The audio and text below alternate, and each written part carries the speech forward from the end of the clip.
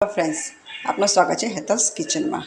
ચોમાસાની શરૂઆત થઈ ગઈ છે તો આપ સૌ કોઈને તીખું તમતમતું ખાવાનું મન થતું જ હશે। એ માટે આજે આપણે બનાવશું કાઠિયાવાડી કાજુ ગાંઠિયાનું શાક। શાક બનાવવા માટે મેં લીધું છે એક મોટો વાટકો ભાવનગરી ગાંઠિયા, 3 ટમેટાની પ્યુરી, 3 મોટી ડુંગળીની પ્યુરી, આદુ લસણ અને મરચાંની પેસ્ટ, એક નાની વાટકી કાજુ, લીલા ધાણા, ઘરની મલાઈ, તમાલપત્રની બે લાલ મરચાં, વઘાર માટે રાઈ, જીરું, હળદર, 1 ચમચી ધાણા જીરું, કાશ્મીરી ચટણી અને ગરમ મસાલો જે આપણે ઘરે જ બનાવેલો છે। હવે એક વાટકામાં આપણે કાજુને સારી રીતે ધોઈને થોડીક વાર માટે પલાળી રાખશું। હવે આપણે શાક બનાવવાની શરૂઆત કરીશું। તેના માટે આપણે લઈશું એક પેન। હવે એક વાસણમાં આપણે 3 મોટા ચમચા તેલ લઈશું। તેલ ગરમ થાય એટલે તેમાં એડ કરીશું જીરું, તમાલપત્ર, લાલ મરચાં। જીરું થોડુંક સતરાઈ જાય પછી આપણે એમાં એડ કરીશું રાઈ। રાઈને થોડીક વાર સાતરવા દેવી। આપ જોશો કે રાઈ સારી રીતે સતરાઈ ગઈ છે। આપણે એમાં એડ કરીશું થોડીક હિંગ, ત્યારબાદ એડ કરીશું આદુ લસણ મરચાંની પેસ્ટ। તેને સારી રીતે હલાવી દેવી।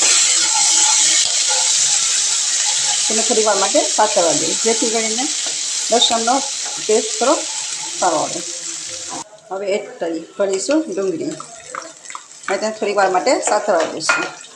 હવે આપ જોઈ શકો છો કે ડુંગળી સારી રીતે સતરાઈ ગઈ છે। હવે આપણે તેમાં એડ કરીશું હળદર, ધાણા જીરું પાવડર। હવે તેને સાઈડ થોડુંક હલાવી દઈશું।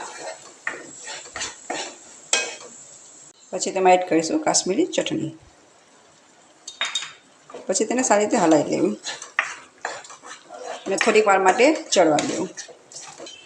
બધા મસાલા સારી રીતે મિક્સ થઈ ગયા છે। હવે આપણે તેમાં એડ કરીશું ટમેટાની પ્યુરી।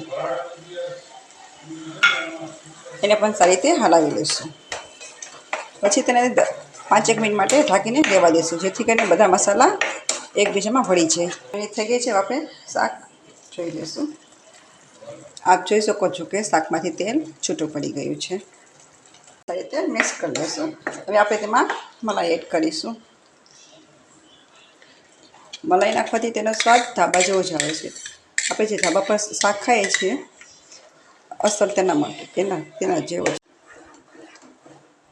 હવે બધું સારી રીતે મિક્સ કરી દઈશું અને તેને પાછું 5-1 મિનિટ રહેવા દઈશું।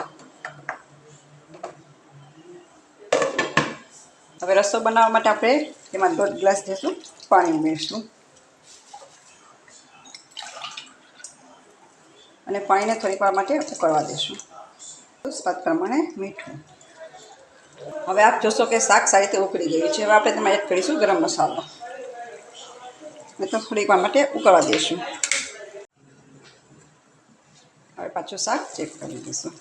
આપ જોશો કે આપણી ગ્રેવી સારી રીતે ચડી ગઈ છે અને તેલ પણ છૂટું પડી ગયું છે। હવે આપણે તેમાં કાજુ એડ કરીશું। કાજુ એડ કરી તેને હલાવી લઈશું। રાખીને 3 કે 4 મિનિટ જ ઉકળવા દેવાનું છે। હવે તેને સારી રીતે હલાવી લઈશું અને થોડીક વાર 3 થી 4 મિનિટ માટે ઉકળવા દઈશું।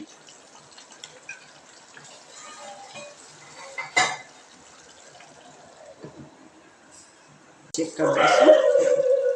આપ જોઈ શકો છો શાક સરસ થઈ ગયું છે। આપણે ગેસની ફ્લેમ બંધ કરી દઈશું।